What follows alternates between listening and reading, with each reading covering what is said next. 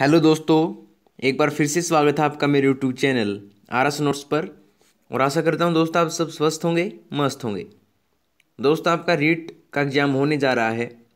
दोस्तों उसके लिए हम आपके लिए पर्यावरण अध्ययन विषय से एक मोस्ट इंपॉर्टेंट टॉपिक लेके आए हैं दोस्तों। और ये टॉपिक होगा दोस्तों विभिन्न कृषि पद्धति और तकनीक। दोस्तों जो कृषि से संबंधित मोस्ट इंपॉर्टेंट क्वेश्चन होंगे वो आपको इस वीडियो में करवाए जाएंगे। इस वीडियो में वही क्वेश्चंस आपको करवाए जाएंगे जो बार बार पूछे जाते हैं और आगे पूछे जा सकते हैं दोस्तों। तो आप वीडियो को अंत तक देखिएगा, एक भी क्वेश्चन मिस ना कीजिएगा। तो आइए दोस्तों शुरू करें। पहला क्वेश्चन है, एक्वापोनिक्स संयोजन है। एक्वापोनिक्स किसका संयोजन है? चार ऑप्शन दोस्तों, पौधों में पानी का, हाइड्रोपोनिक्स व एक्वाकल्चर का, हाइड्रोपोनिक्स व एरोपोनिक्स का, या एरोपोनिक्स व एक्वाकल्चर का। एक्वापोनिक्स संयोजन किसका है दोस्तों? तो यह है ऑप्शन दूसरा, हाइड्रोपोनिक्स व एक्वाकल्चर का है एक्वापोनिक्स संयोजन दोस्तों। इन दोनों से मिलकर बनता है एक्वापोनिक्स। ठीक है, ऑप्शन दूसरा इसका जवाब होगा दोस्तों। ठीक है, अगला देखिए। अगला है एक्वापोनिक्स है। एक्वापोनिक्स क्या है? मोस्ट इंपोर्टेंट क्वेश्चन है दोस्तों ये। ऑप्शंस हैं, मिट्टी के बिना पौधों का संवर्धन, जल के बिना पौधों का संवर्धन, पौधों एवं जलीय जीवों का संवर्धन, या इनमें से कोई नहीं। तो एक्वापोनिक्स क्या है दोस्तों? ये होता है पौधों एवं जलीय जीवों का संवर्धन। ऑप्शन दूसरा इसका, ऑप्शन तीसरा इसका जवाब होगा दोस्तों। एक्वापोनिक्स क्या है? पौधों एवं जलीय जीवों का संवर्धन। ठीक है, ऑप्शन तीसरा दोस्तों। ठीक है, चलते हैं अगले पर।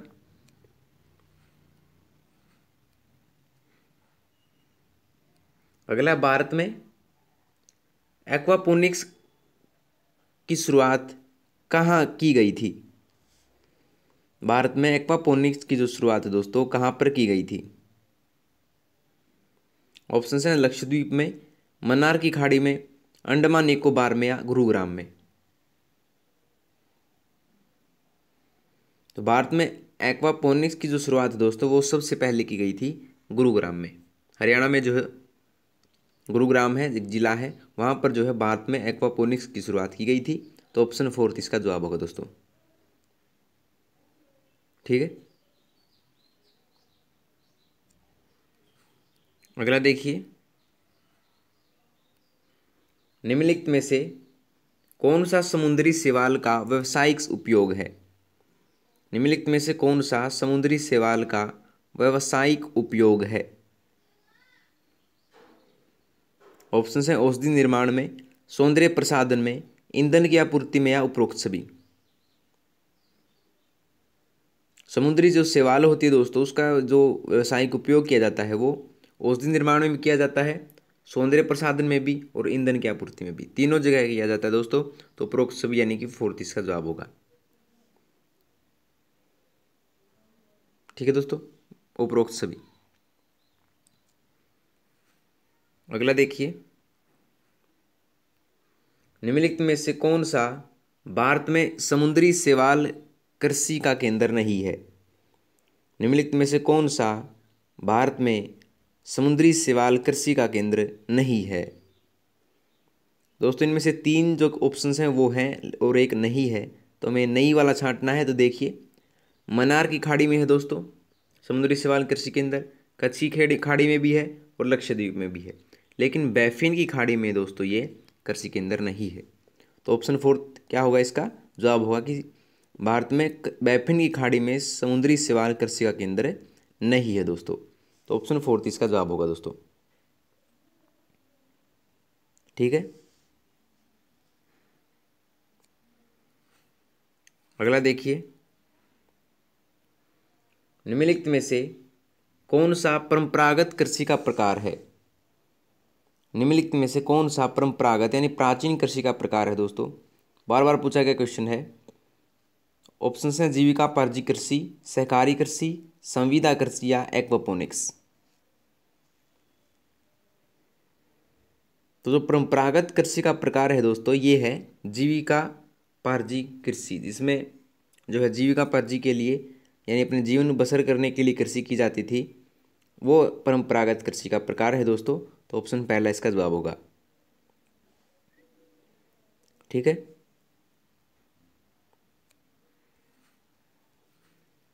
अगला देखिए, निम्न में से कौन सी विशेषता विस्तृत कृषि की है।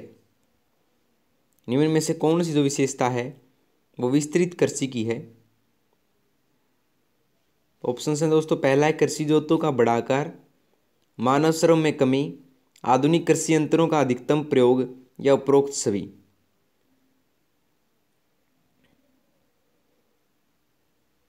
दोस्तों कृषि जोतों का बड़ा आकार भी विस्तृत कृषि का उदाहरण है, मानव श्रम में कमी भी विशेषता है, और आधुनिक कृषि यंत्रों का अधिकतम प्रयोग भी दोस्तों विस्तृत कृषि का एक विशेषता है। तो उपरोक्त सभी यानी कि फोर्थ इसका जवाब होगा दोस्तों, उपरोक्त सभी। ठीक है, चलते हैं अगले पर। हर क्वेश्चन महत्वपूर्ण दोस्तों, एक भी क्वेश्चन मिस ना कीजिएगा। अगला, विस्तृत कृषि के संदर्भ में निम्न में से कौन सा कथन असत्य है। विस्तृत कृषि के संदर्भ में निम्न में से कौन सा कथन जो है असत्य है। असत्य कथन बताना दोस्तों, जो गलत कथन है वो बताना है। तो सीधा आंसर बता दे रहे हैं दोस्तों, इसका गलत कथन है यह है ऑप्शन दूसरा, इसमें पूंजीगत आवश्यकता बहुत कम होती है। विस्तृत जो कृषि होती है दोस्तों उसमें पूंजीगत आवश्यकता बहुत ज़्यादा होती है। तो ऑप्शन दूसरा इसका जवाब होगा दोस्तों। ठीक है,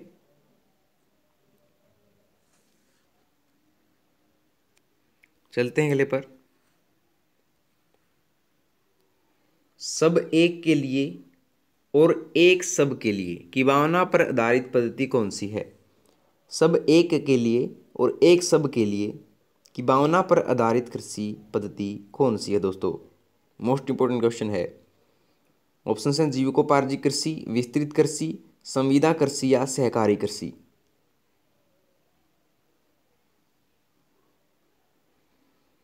तो सब एक के लिए और एक सब के लिए दोस्तों ये आधारित कृषि पद्धति है दोस्तों सहकारी कृषि की। तो ऑप्शन फोर्थ इसका जवाब होगा, सहकारी कृषि दोस्तों। ठीक है, चलते हैं अगले पर। अगला एक्वापोनिक्स कृषि में प्रयुक्त नहीं होता है। एक्वापोनिक्स जो कृषि होती है दोस्तों उसमें को क्या प्रयुक्त नहीं होता है। चार ऑप्शन हैं, उर्वरक, बैक्टीरिया, नाइट्रेट, या उपरोक्त सभी। तो जो एक्वापोनिक्स कृषि होती है दोस्तों उसमें जो है उर्वरक का प्रयोग दोस्तों नहीं किया जाता है। तो ऑप्शन पहला इसका जवाब होगा। ठीक है दोस्तों, अगला देखिए, क्रेता की आवश्यकता अनुसार गुणवत्ता एवं मानकों पर आधारित कृषि उत्पादन पद्धति कौन सी है। क्रेता की आवश्यकता अनुसार गुणवत्ता एवं मानकों पर आधारित कृषि उत्पादन पद्धति कौन सी है दोस्तों।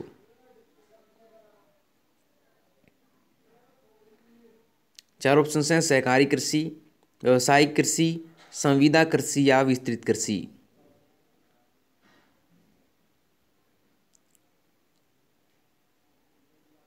तो ये है दोस्तों संविदा कृषि। क्रेता की आवश्यकता अनुसार गुणवत्ता एवं मानकों पर आधारित कृषि उत्पादन पद्धति है दोस्तों ऑप्शन तीसरा संविदा कृषि, याद रखिए दोस्तों। ठीक है,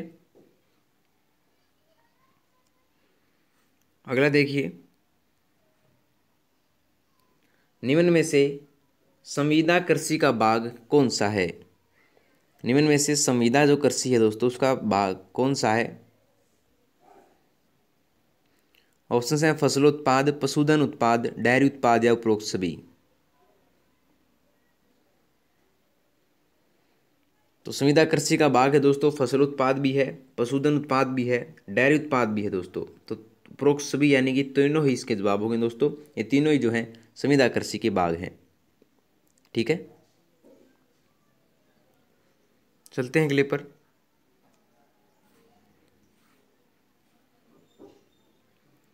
अगला है सहकारी कृषि की विशेषता नहीं है। सहकारी कृषि की विशेषता इनमें से क्या नहीं है दोस्तों? ऑप्शन है संगठन बनाकर कृषि की जाती है, भूमि का स्वामित्व संगठन के पास होता है, न्यूनतम सदस्यों की बाध्यता नहीं होती है, या बाजार की मांग के अनुरूप उत्पादन किया जाता है।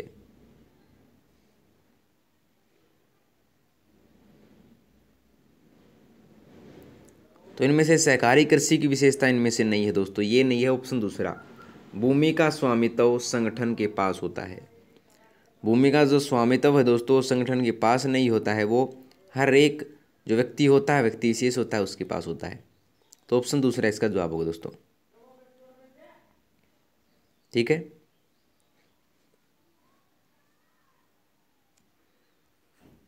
अगला देखिए, समुद्री शैवाल कृषि का जन्मदाता देश कौन सा है? कृषि शैवाल का जन्मदाता देश कौन सा है दोस्तों? समुद्री शैवाल कृषि का जन्मदाता। ऑप्शन है जापान, फिलीपींस, भारत या इंडोनेशिया। जो समुद्री शैवाल कृषि का है दोस्तों, उसका जन्मदाता देश है दोस्तों जापान। ऑप्शन पहला इसका जवाब होगा दोस्तों। ठीक है, चलते हैं अगले पर।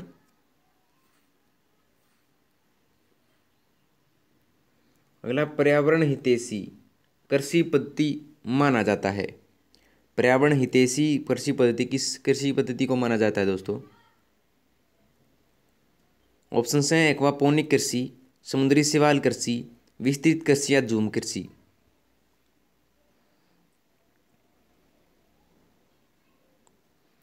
तो पर्यावरण हितैषी कृषि पद्धति माना जाता है दोस्तों, ये माना जाता है समुद्री शैवाल कृषि को।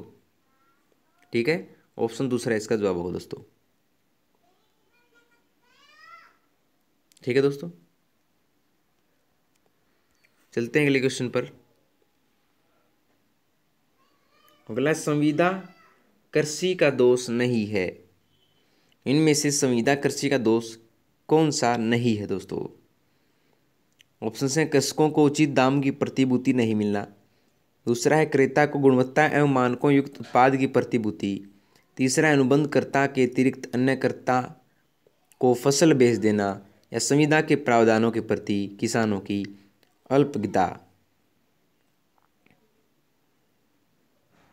तो संविदा कृषि का दोष नहीं है दोस्तों इनमें से ऑप्शन दूसरा, क्रेता को गुणवत्ता एवं मानकों युक्त उत्पाद की प्रतिभूति, ये इसका दोष नहीं है दोस्तों। तो ऑप्शन दूसरा इसका जवाब होगा। ठीक है, अगला है एक्वापोनिक कृषि की सीमा या दोष इनमें से कौन सा है? एक्वापोनिक जो कृषि है दोस्तों, जो गुरुग्राम में होती है, तो उसका दोष इनमें से कौन सा है? ऑप्शन है उर्वरों का प्रयोग न किया जाना, जल में पोषक तत्वों का अभाव, भूमिगत फल व सब्जियों के उत्पादन हेतु उपयुक्त नहीं, नाइट्री कारक जीवाणु का प्रयोग। तो एक्वापोनिक जो कृषि होती है दोस्तों, उसमें भूमिगत फल व सब्जियां जो होती हैं, जो आलू होती है, गाजर होती है, शलगम होती है, ये सब्जियां दोस्तों ये उगाई नहीं जा सकती हैं। तो ऑप्शन तीसरा इसका जवाब होगा दोस्तों, भूमिगत फल व सब्जियों के उत्पादन हेतु उपयुक्त नहीं। ठीक है, तो ऑप्शन तीसरा इसका जवाब होगा दोस्तों। ठीक है, चलते हैं अगले पर। निम्न कथनों में से संविदा कृषि के संदर्भ में असत्य कथन कौन सा है? निम्न कथनों में से संविदा कृषि के संदर्भ में असत्य कथन बताना है दोस्तों। देखते हैं पहला, कृषक को संविदाकर्ता द्वारा उन्नत किस्म के बीज उपलब्ध कराए जाते हैं। बिल्कुल ठीक बात है दोस्तों, कृषक को जो है संविदाकर्ता जो होता है उसके द्वारा उन्नत किस्म के बीज उपलब्ध कराए जाते हैं। संविदाकर्ता परिवहन की सुविधा मुहैया कराता है। बिल्कुल ठीक है दोस्तों, संविदाकर्ता द्वारा कृषक को आधुनिक कृषि तकनीक उपलब्ध कराई जाती है, ये बात बिल्कुल ठीक है दोस्तों। तो ऑप्शन फोर्थ इसका जवाब होगा, उपरोक्त में से कोई नहीं, असत्य कथन कोई सा भी नहीं है दोस्तों, सभी सत्य हैं। ठीक है दोस्तों, अंतिम देखिए, अंतिम है निम्न में से किस कृषि पद्धति में उर्वरक की आवश्यकता नहीं होती? उर्वरक की आवश्यकता इनमें से किस कृषि पद्धति में नहीं होती है? ऑप्शन है विस्तृत कृषि, जीवन निर्वाह कृषि, एक्वापोनिक कृषि या वाणिज्य कृषि। तो जो एक्वापोनिक कृषि होती है दोस्तों, उसमें उर्वरक की आवश्यकता नहीं होती है। तो ऑप्शन तीसरा इसका जवाब होगा दोस्तों। जो एक्वापोनिक कृषि है दोस्तों, उसमें सिर्फ बैक्टीरिया और नाइट्रेट का प्रयोग होता है, न कि उर्वरक का। तो ऑप्शन तीसरा इसका जवाब होगा दोस्तों। ठीक है, तो लीजिए दोस्तों, आपकी वीडियो होती है यहाँ पर कंप्लीट। अगर आपको वीडियो पसंद आई हो तो वीडियो को लाइक, शेयर और कमेंट करके जरूर बताइएगा, और आरएस नोट चैनल को सब्सक्राइब कर लीजिए दोस्तों। तो मिलते हैं आपसे अगली वीडियो में नए और रोचक प्रश्नों के साथ। तब तक के लिए धन्यवाद दोस्तों।